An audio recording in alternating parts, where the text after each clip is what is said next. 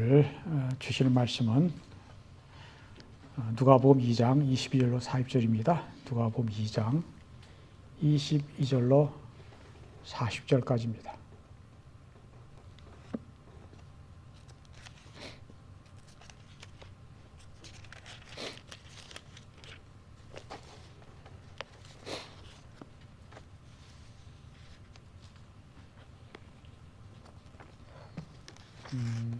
말씀이 좀 길죠.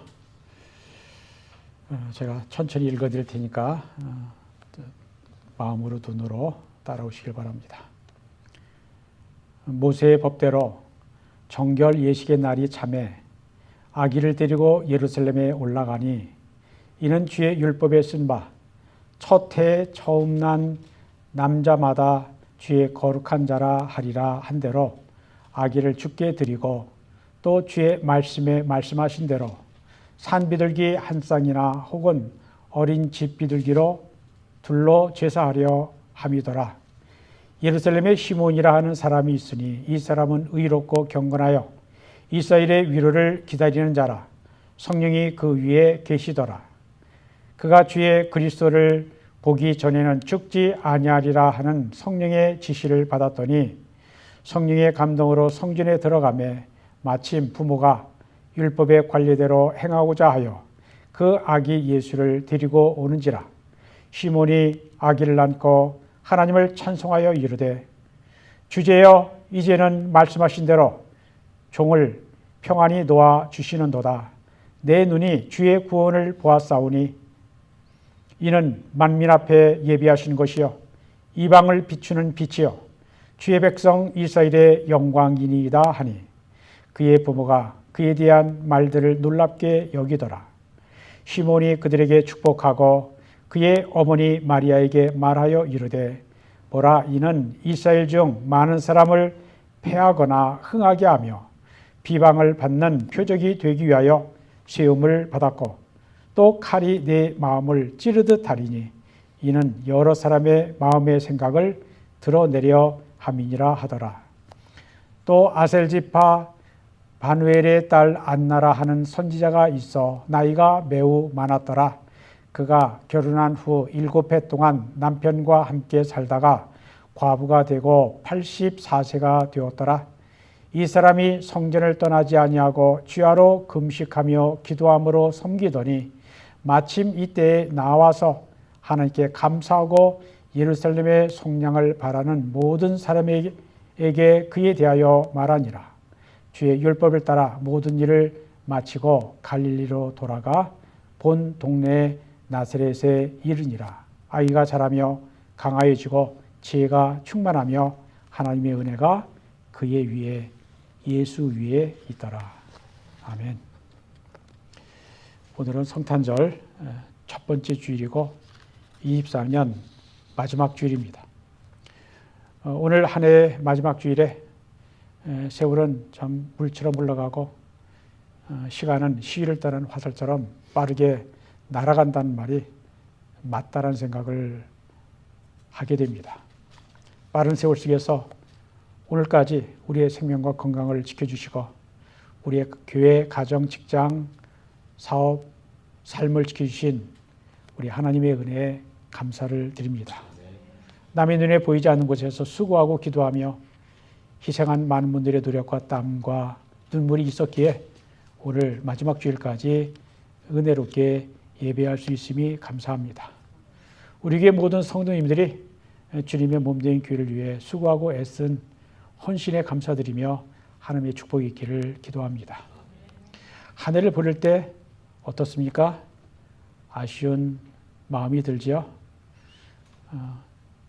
지금은 이제 그런 것도 지나갔지만 젊을 때는 가슴이 어때요?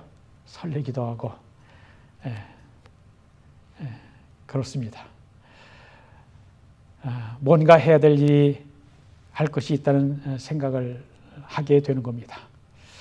오늘의 말씀을 듣기 전 우리가 서로 사랑하고 축복할 시간 가지면 좋겠습니다. 여러분 옆에 앉아 계신 분들 바라보면서 인사 나누시기 바랍니다. 감사합니다. 사랑합니다. 축복합니다. 감사합니다. 사랑합니다. 축복합니다.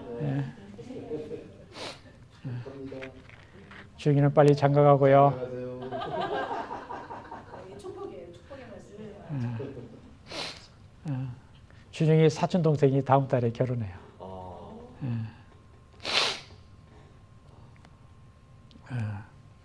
공부도 많이 했고 지금 한국에서 외교관 합니다. 자, 오늘 설교 제목이 그리스도의 성탄 후에인데 여러분 성탄절 후에 무엇을 하십니까? 많은 분들이 성탄절 후에 애프터 크리스마스 세일 쇼핑을 하죠. 저도 옛날에는 많은 관심이 있었습니다. 그래서 크리스마스 트리 또 성탄 카드 50% off, 70% off, 나중에 가면은 90% off까지 되는 걸 구입해서 다음에 썼던 것 같습니다. 하지만 이제는 그런 것에는 별 흥미가 없어졌습니다. 본당에 아름답게 장식된 크리스마스 트리 성탄절 지났으므로 분해하고 박스에 넣어서 창고에 보관할 겁니다. 그리고 내년에 다시 꺼내 쓰게 될 겁니다. 이것이 성탄절 후에 우리가 해야 할 일입니까? 물론 그런 일도 해야 되겠지만 그런 것만으로 끝난다면 성탄절이 행사를 위한 행사가 될 수 있습니다. 그러면 성탄절 위에 무엇을 해야 될까요?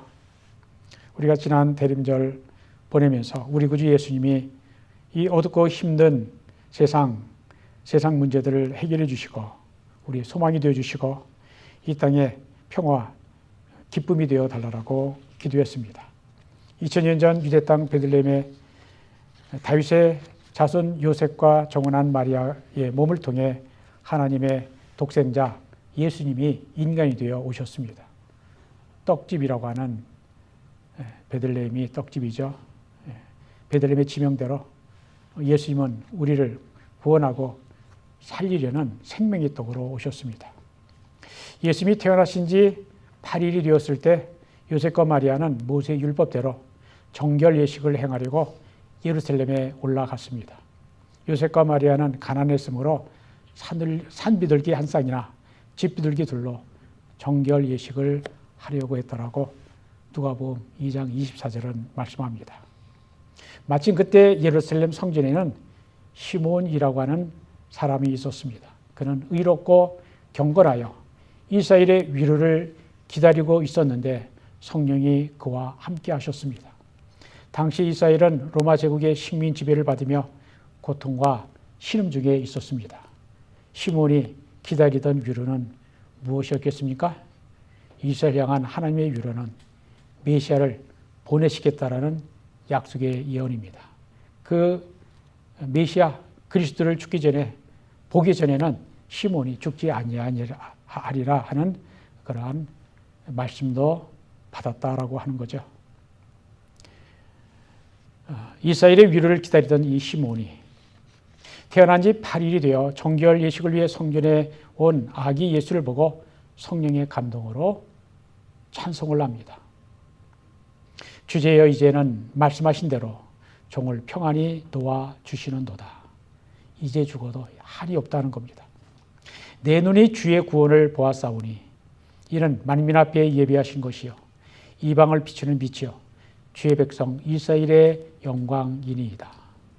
이 주님 구주 메시아 그리스도는 만민 모든 민족을 구원할 것으로 예비하신 구세주다라는 것이고 이방을 비추는 빛이다. 이방도 구원하는 빛이 되신 구주라고 하는 것이고 나아가 이제 초점은 좁아지는 거죠. 하나님의 백성 이스라엘을 구원하심으로 영광 받으실 분이라고 하는 겁니다. 나이 많은 시몬이 세상을 구원하실 구주 예수님을 보니 이제는 마음이 평안하다 하는 것입니다. 예수님은 모든 민족, 온 세상을 구원할 빛이시라는 것입니다. 또한 예루살렘 성전에는 안나, 에나라고 하는 여선지자가 있었는데 결혼한 후에 7년 동안 남편과 함께 살다가 젊어서 과부가 되어 84세가 되도록 성전을 떠나지 아니하고 주야로 금식하며 기도하던 사람인데 그가 아기 예수를 보고 하나님께 감사하면서 예루살렘을 속량할 자라고 하는 예언을 했습니다. 예수님은 예루살렘을 구원하실 구원자다. 이스라엘을 구원할 구원자다라는 것입니다. 예루살렘 성전에서 정결 예식을 마치고 예수님은 갈릴리로 돌아가 나사렛에서 살면서 자라며 강하여지고 지혜가 충만하여 하나님의 은혜가 그 위에 있더라라고 오늘 본문 마지막 절 40절은 말씀합니다. 복음서에 예수님의 어린 시절의 이야기가 많지 않은데 누가복음 2장은 예수님의 12살쯤 되었을 때 일을 기록하고 있습니다. 이어지는 그 말씀이죠. 41절 이하입니다. 예수님이 12살 때 유월절을 지키려고 예루살렘에 가 있을 때 하나님을 내 아버지로 자각하셨다라고 하는 내용이 나옵니다. 12살 된 예수님이 그를 찾아 헤매던 부모에게 이렇게 말했습니다. 어찌하여 나를 찾으셨나이까? 내가 내 아버지 집에 있어야 될 줄을 알지 못하셨나이까? 육신의 부모가 예수님이 12살쯤 되었을 때 예수님과 함께 예루살렘 성전에 유월절을 지키러 왔고 또 돌아가는데 이제 여행한 가족 친척이 여러 명 되었겠죠. 근데 함께 가는 줄 알고 사흘길을 갔다라고 하는 겁니다. 다시 돌아와서 성전에서 12살 된 예수를 발견했는데 그 예수가 내가 내 아버지 집에 있어야 될 줄을 알지 못하셨나이까. 육신의 아버지 이외에 하늘의 아버지 그리고 자신의 본질이 같으신 아버지, 성부 아버지를 그리고 아버지를 예비하는 그 집에 있어야 될 줄을 알지 못했습니까?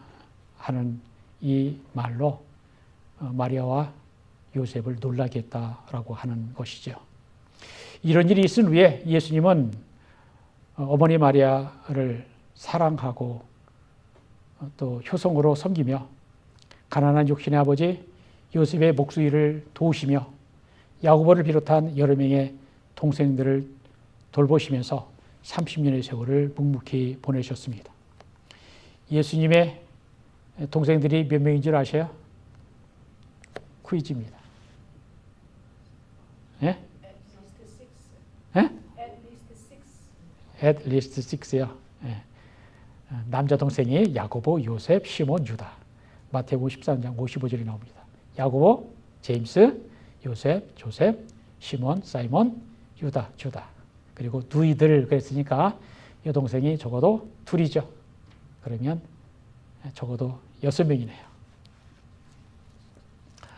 하나님이신 예수님이 인간의 몸을 입고 낮고 낮은 이 땅에 그것도 짐승의 먹이통인 구유에 누이셨고 그것도 부족하여 하나님의 독생자가 육신의 부모를 정성껏 섬기고 동생들을 사랑으로 돌보셨습니다.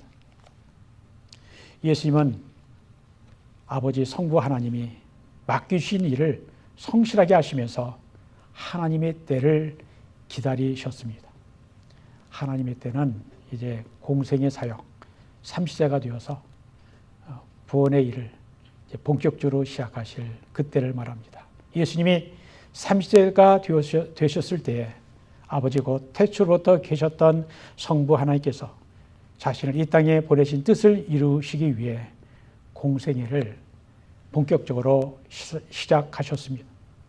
이제까지 한 가정의 장남으로 육신의 부모를 섬기셨고 동생들을 돌보는 일로 생애를 끝내지 않고 아버지 하나님의 뜻을 생각하고 그 뜻을 이루기로 작정하셨습니다. 십자가를 지시고 인류 구원을 이루시기로 결심하신 것입니다. 예수님이 구원 사역을 시작하시기 전 세례 요한에게 나아가 요단강에서 세례를 받으실 때 하늘에서 아버지의 음성이 들렸습니다. 이는 내 사랑하는 아들이요 내 기뻐하는 자라. 시편 2편에 나오는 말씀입니다. 예수께서 성령에 이끌려 광야에서 40일 금식하시면서 마귀에게 시험을 받으실 때에 사단의 모든 유혹을 아버지의 말씀으로 물리치시고 승리하셨습니다. 사람이 떡으로만 살 것이 아니요 아버지의 입으로부터 나오는 모든 말씀으로 살 것이라. 또 기록되었을 때 주 너희 하나님을 시험치 말라. 사단아 물러가라. 기록되었을 때 주 너희 하나님을 경배하고 다만 그를 섬기라 하였느니라. 이처럼 성경 말씀으로 사단의 마귀의 시험을 이기셨다라는 것입니다. 또한 아담은 범죄함으로 하나님의 동산을, 에덴 동산을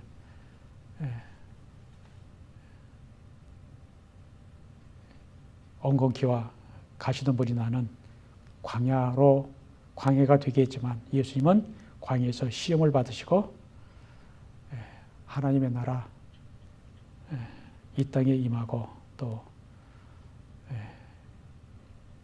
신라곤이 복락곤이 되게 하는 그 일을 위해서 마귀의 시험을 이기셨다라고 하는 거죠. 아담은 사단의 유혹에 넘어가서 범죄합니다. 예수님은 말씀으로 이기시고 광야가 하나님의 동산이 되게 하십니다. 회복입니다. 사단과의 싸움에서 말씀으로 승리하신 예수님은 갈릴리를 중심으로 말씀을 가르치시고 천국 복음을 전파하셨습니다. 예수님의 첫 번째 설교입니다. 회개하라. 천국이 가까웠느니라. 예수님의 오심으로 천국이 이 땅에 임하였습니다. 그리고 예수님은 혼자서 하나님의 일을 하지 아니하시고 12명의 제자를 택하시고 부르셨습니다. 갈릴리 호수에서 물고기를 잡던 베드로와 안데를 부르시며 나를 따라오너라. 내가 너희를 사람을 낚는 어부가 되게 하리라고 하셨습니다. 그때 그들이 주님의 부르심을 좇아 곧 그물을 버려두고 주님을 쫓았다 했습니다. 또한 그물을 깁고 있던 야고보와 요한도 제자로 부르셨을 때 그들도 곧 모든 것을 버려두고 주님을 따랐습니다. 예수님의 12 제자들이 다 그렇게 주님의 택하심을 받고 또 주님을 따랐습니다. 3년 동안 열심히 따라다니며 배웠습니다. 마태복음 4장의 마지막 부분에서 이렇게 말씀합니다. 마태복음 4장 23절 24절 읽어드립니다. 예수께서 온 갈릴리에 두루 다니사 그들의 회당에서 가르치시며 천국 복음을 전파하시며 백성 중에 모든 병과 모든 약한 것을 고치시니 그의 소문이 온 수리아에 퍼진지라. 사람들이 모든 앓는 자 곧 각종 병에 걸려서 고통당하는 자 귀신 들린 자 간질하는 자 중풍병자들을 데려오니 그들을 고치시더라.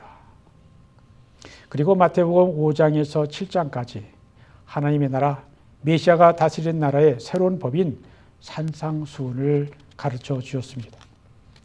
예수님은 구약성경의 최종적인 해석의 권위자로서 제자들에게 하나님 말씀의 본래 뜻을 자세히 풀어서 가르쳐 주셨습니다. 그러면서 주님은 먼둥병자, 베드로의 장모의 열병, 귀신 들린 자, 중풍병자 등 각종 병에 걸린 자들을 고쳐주심으로 예수님의 치유와 회복의 사역을 본격적으로 시작하셨습니다. 이러한 주님의 사역을 간단히 정리한 것이 마태복음 9장 35절의 말씀입니다.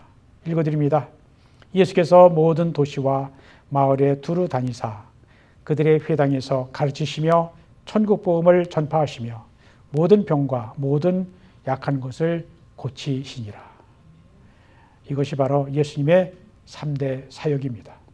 하나님의 말씀을 가르치시고 천국 복음을 전파하시고 모든 병과 모든 약한 것을 고쳐주신 것입니다.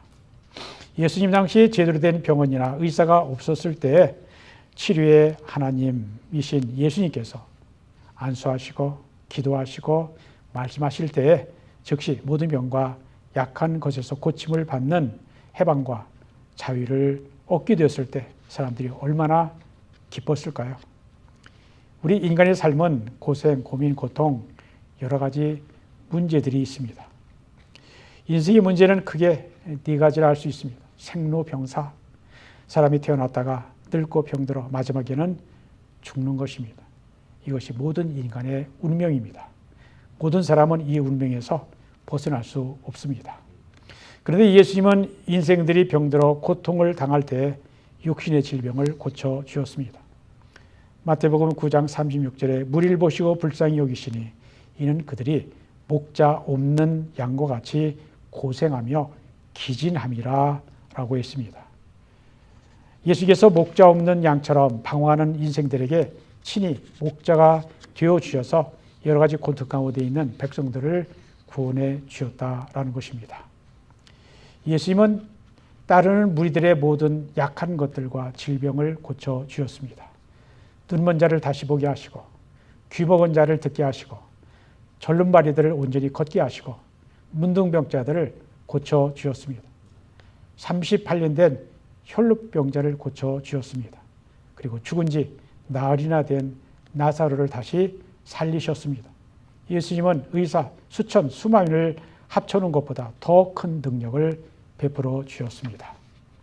예수님이 이 땅에 오신 목적은 불순종의 죄로 말미암아 하나님과 원수가 되었던 인간을 하나님께로 돌아오게 하는 것, 즉 회개하고 하나님께로 나오게 하는 것이 최고의 사역임에도 불구하고 우리 영혼이 구원받는 것으로 끝내지 않고 우리의 욕심적인 필요도 무시하지 않으시고 모든 약한 것들과 병들을 고쳐 주었습니다. 예수님은 우리의 가장 중요한 것은 육의 양식이 아니라 영의 양식, 즉 하나님의 말씀임을 인 것을 가르쳐 주심에도 불구하고 우리에게 날마다 먹을 양식, 일용할 양식을 하늘아버지께 구하라고 하셨습니다. 주님 주기도문이죠. 그리고 예수님께서는 배고픈 무리에게 5병여의 이적과 7병여의 이적으로 육신의 배고픔을 해결해 주셨습니다. 하나님이 사람이 되어 오신 예수님께서도 우리들과 똑같이 때로는 배가 고프셨고 목이 마르셨고 피곤하셨을 때 주무시기도 하셨고 때로는 울기도 하셨습니다. 결국 십자가에서 모든 물과 피를 흘리시며 최고로 심한 육체적 고통, 죽음을 십자가에서 맛보셨습니다.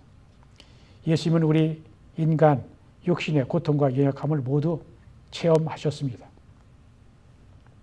헨리 나우엔의 상처 입은 치료자, 더 운디드 힐러라고 하는 책이 있는데 헨리 나우엔은 인생의 모든 아픔과 고통을 스스로 겪어보신 예수님은 우리의 아픔과 고통을 아시고 우리와 함께 그 고통과 아픔을 느끼시며 치유하시는, 고치시는 구원자가 되신다라고 하였습니다.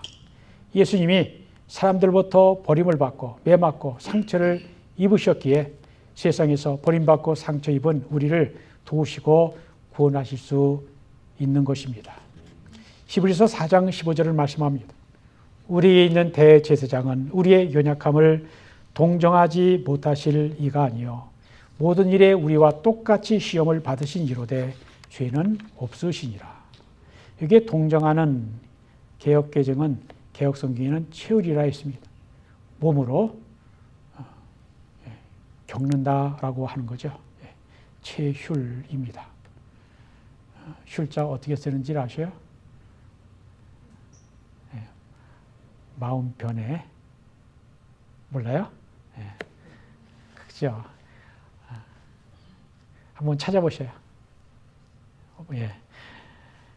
이 체휼이 저한테는 조금 한자를 좀 익혔다고 더 마음에 와 닿는 것 같습니다. 몸으로 익혔다라고 하는 그런 뜻입니다. 예수님이 우리의 연약함 몸에서 겪으시고 아셨기 때문에 우리의 아픔을 당신의 아픔으로 느끼시고 불쌍히 여기시고 도우신다는 것입니다. 그 예수님이 바로 우리의 주님이시여 구주시여 치유자이십니다. 이사야서 61장 1절 보면 포로된 자에게 자유를, 갇힌 자에게 노임을, 즉 해방을 주실 뿐만 아니라 마음이 상한 자를 고치시는 것도 주님의 사역 가운데 하나입니다. 주님은 상한 걸들을 꺾지 아니하시며 꺼져가는 등불을 끄지 아니하신다라고 이사야서 42장 3절에 말씀합니다. 그 일과 자비가 많으신 분이 바로 우리 주님이십니다.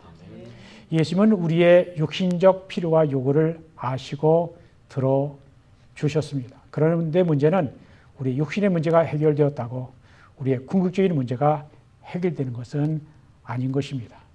우리의 육신적인 배고픔이 해결되었다고 영원히 배고픔을 면하는 것이 아닙니다. 우리의 질병은 한 번 나았으면 또다시 병에 걸리게 됩니다. 육신의 질병의 고침이 영원한 문제 해결이 아닌 것입니다. 우리 육신의 목마름과 배고픔의 해결이 영원한 목마름과 배고픔의 해결이 아닌 것입니다. 일제시대 말기에 박재복 목사님이라고 하는 분이 계셨는데 그분이 금강산 토굴에 들어가 하나님께 전심으로 기도하다가 성령의 능력을 받았습니다.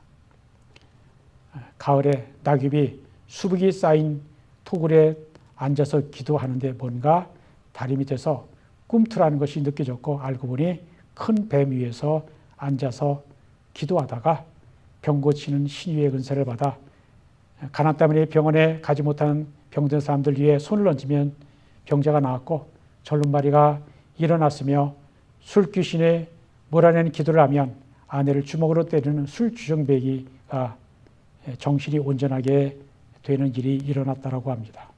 그런데 어느 정도 시간이 지난 다음 그들이 어떻게 사나 살펴보니 병이 있던 이전보다 더 악해진 경우가 있었다는 것입니다. 그래서 그 목사님은 육신의 질병을 고쳐주어도 인생의 문제가 해결 안 된다는 것을 깨닫고 하나님께 이렇게 기도했다고 합니다. 육신의 질병을 고치는 것이 다가 아닙니다. 오 주님, 제게 주신 신유의 은사를 거두어 가십시오. 예수님 믿고 말과 행실 바뀌지 않으면 육신의 질병이 고침을 받은 후에 병들었을 때보다 더 악해질 수도 있습니다. 그러면 어떻게 해야 됩니까? 육신의 필요도 중요하지만 우리는 영원한 것을 사모하고 구해야 합니다. 영원한 배고픔과 목마름인 영적인 배고픔, 목마름을 주님의 성령 은혜로 성령으로 채워야 합니다. 영원한 생명의 양식과 생수가 계시는 주님의 살과 피를 먹고 마셔야 합니다. 송채를 행할 때마다 주님의 은혜로 주님의 십자가로 그 보혈로 구원받았음을 기억하고 감사해야 합니다.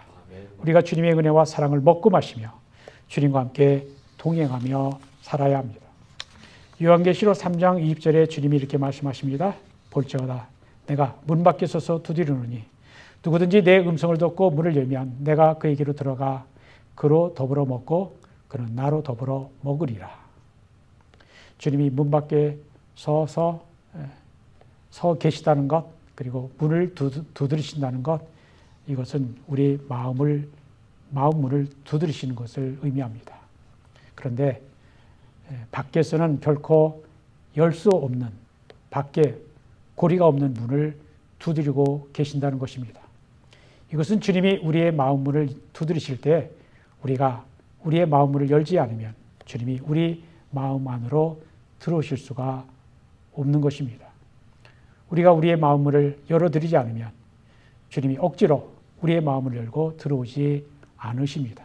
우리가 우리 마음 문을 열고 주님이 우리 마음 한가운데 들어오셔서 항상 우리와 함께 하시기를 간구하는 마음으로 주님을 영접해 드려야 합니다. 인생의 진정한 행복이 무엇입니까? 우리가 이 세상 살면서 주님과 동행하는 것이 참 행복입니다. 우리가 사는 오늘이라고 하는 하루, 그리고 우리의 남은 평생 주님이 나와 함께 동행하실 것을 간구해야 합니다. 우리가 성탄절 후에 아무런 믿음의 노력 없이 내년 성탄절을 맞이해서는 안 될 것입니다. 우리가 영적으로 귀멀고 눈 먹은 자임을 고백하며 회개해야 합니다. 우리의 영의 눈이 열려 주님을 뵐 수 있기를, 우리의 영의 귀가 열려 주님의 말씀을 들을 수 있기를, 우리의 마음의 문이 열려 주님의 말씀이 깨달아지기를, 그리하여 주의 말씀을 듣고 순종하는 가운데 성령님의 역사하심을 보며 감사, 찬양하며 살 수 있기를 날마다 간구해야 합니다. 이제 금년 예수 그리스도의 성탄 후에도 주님의 말씀과 뜻을 구하고 주님의 때와 방법을 구하며 세상 끝날까지 항상 주님과 동행하는 복된 삶을 살아가시기를 주님의 이름으로 축원드립니다. 기도합니다. 하나님 감사합니다. 오늘 누가복음 2장 말씀을 통해 성탄절 후에 우리가 어떻게 살아야 하는가. 예수님께서도 하나님의 아들이 사람이 되어 육신을 입고 이 땅에 오신 후에 관리로 하셔서 육신의 부모를 또 동생들을 섬기고 사랑하는 개인적인 삶 사신 후에 하나님의 때가 되었을 때 3년 동안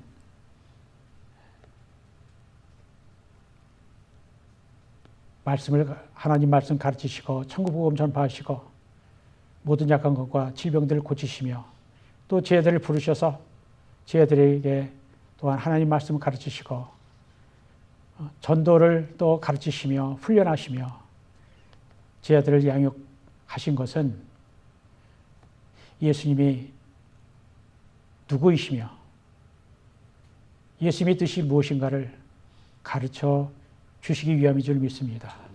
그 적은 무리 12명의 제자들이 주님의 뜻을 따랐을 때 이스라엘 땅, 팔레스타인의 땅을 넘어 유럽과 아메리카와 그리고 아시아와 온 세상에 복음이 퍼져 하나님의 구원받을 자들 지난 2000년 지내오면서 하나님의 구원의 역사가 이어지고 있음을 감사드립니다. 그 구원의 역사가 오늘 우리에게도 이어져 우리가 예수 그리스도 믿고 하나님을 섬기게 되었음을 감사합니다. 예수님이 구주로 오셨음을 깨닫고 또 믿으며 고백하게 하신 것도 감사드립니다. 우리의 힘으로 된 일이 아닙니다. 누군가가 복음을 전해주었고 성령님이 인도하셨기에 깨닫게 하시고 믿게 하시고 감동하셨기에 우리가 믿게 되었습니다. 그 하나님을 모시고 살게 하시고 그 주님의 복음을 전하며 주님의 뜻을 이루며 살게 하시다가 결국 주님 나라 가게 하시고 주님이 우리 살아생전에 오신다면 더 좋겠습니다. 주님 모시고 동행하는 우리가 되도록 인도하시옵소서. 이곳에서 주님 이 피셔스 캠퍼스 예배 지난 1년, 3년 동안 빠짐없이 또 예배드리게 하신 것 감사합니다. 예배드린 것으로 끝나지 아니하고 또 더욱 기도하며 주의 복음을 전해서 우리가 가는 곳마다 예수 그리스도의 이름을 전해서 구원자 이름을 전해서 받아야 될 자들 주님 찾아내는 그리고 주님께로 인도하는 우리가 되도록 우리를 사용해 주옵소서. 예수 그리스도 이름으로 기도합니다.